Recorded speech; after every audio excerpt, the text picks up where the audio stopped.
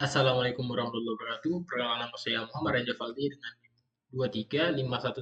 23519162SV23136. Di sini saya akan menjelaskan praktikum Sains Data Geospasial acara 3 yang berjudul Deteksi Objek Kelapa Sawit dengan Deep Learning untuk Inventarisasi.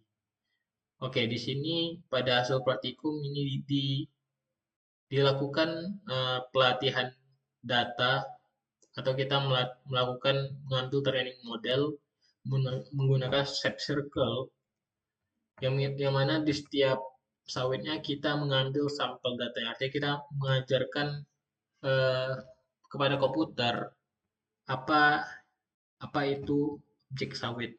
Dan kita melakukan sampel menggunakan shape circle bulat lingkaran, dan dengan syarat yang pertama sampel tersebut harus mengcover seluruh kelapa sawitnya. Setelah tercover semua kelapa sawitnya, kita bisa melakukan sampel lagi dimanapun dan tidak mengapa terjadinya overlap pada sampel. Dan kita juga menggunakan bookmark minimal 3 dengan skala 1:1000 agar semua sampel tersebar dengan merata. Semakin banyak sampel dan semakin tepat sampel, maka hasilnya akan lebih baik. Selanjutnya, resolusi yang digunakan pada citra ini adalah resolusi 0,3 meter. Cukup detail, namun sebenarnya masih kurang untuk melakukan deep learning yang cukup tepat dengan uh, akurasi yang tinggi. Selanjutnya, kita menganalisis masalah-masalah pada hasil praktikum pada kali ini, yaitu hasil praktikum pertama, yaitu citranya. Dari citranya sendiri itu skala masih 0,3 atau 330 cm, sehingga menurut saya ini masih kurang untuk mendapatkan uh, jumlah objek kelapa sawit yang tepat dengan akurasi yang tinggi. Selanjutnya masalah yang kedua itu adalah confidence model yang kita dapatkan itu 0,02%, 0,2 average akurasinya. Yang mana ini menandakan bahwa ini angka yang sangat relatif rendah, sehingga hasil yang akan dicapai nanti tidak terlalu baik akurasinya. Sehingga kita mengisi parameter confidence model itu hanya 0,2, tidak terlalu tinggi. Selanjutnya, jumlah sampel yang mungkin cukup kurang banyak ya, sehingga hasil yang didapatkan pun juga kurang bagus. Sehingga untuk kedepannya, evaluasi pada hasil praktikum ini adalah kita harus menggunakan citra resolusi yang sangat tinggi, terus kita bisa menambahkan sampel lebih banyak lagi, dan tentunya kita menggunakan teknik pengambilan sampel yang sangat tepat dan cukup tepat sehingga menghasilkan akurasi yang lebih tinggi lagi. Selanjutnya dari hasil sampel terus didetek objeknya pakai tools detect object.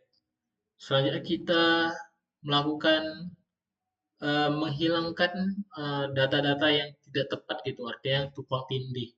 Dia mendeteksi objek tapi objek tersebut tumpang tindih, sehingga dibutuhkan tools non maximum suppression agar membersihkan data-data hasil detect objection. Selanjutnya dari hasil data object detection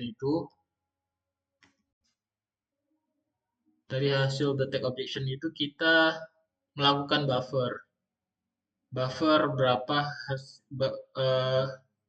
jarak masing-masing dari sawit tersebut. Sehingga ketika kita sudah di buffer, terus ini hasil buffernya, berikan hasil buffernya. Hasil buffer tersebut dilakukan pengambilan nilai-nilai standar deviasi dari band vari. Ini Benvari. Yang mana Benvari ini dilakukan pengambilan nilai menggunakan nilai standar deviasi agar menunjukkan rata-rata keseluruhan tentang kesehatan tanaman. Jadi Vari ini adalah transformasi citra yang tidak menggunakan band inframerah.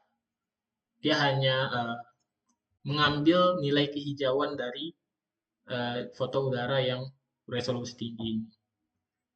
Maka dari Vari itu diambil nilai rata-rata dan dimasukkan pada nilai pada buffer shapefile sawit yang akan disimbolisasikan menjadi uh, healthy, moderate, declining health, dan net expansion. Ini hasil simbolisasi.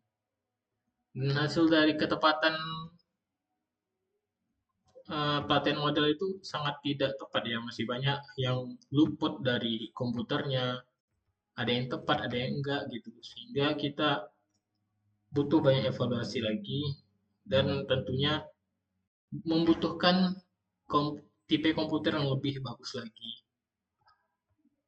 Mungkin sekian dari saya dari hasil-hasil yang sudah saya paparkan.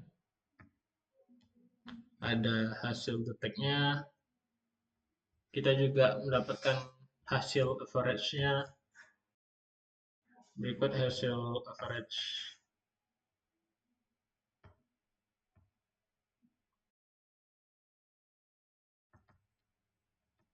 Nah, ini dia.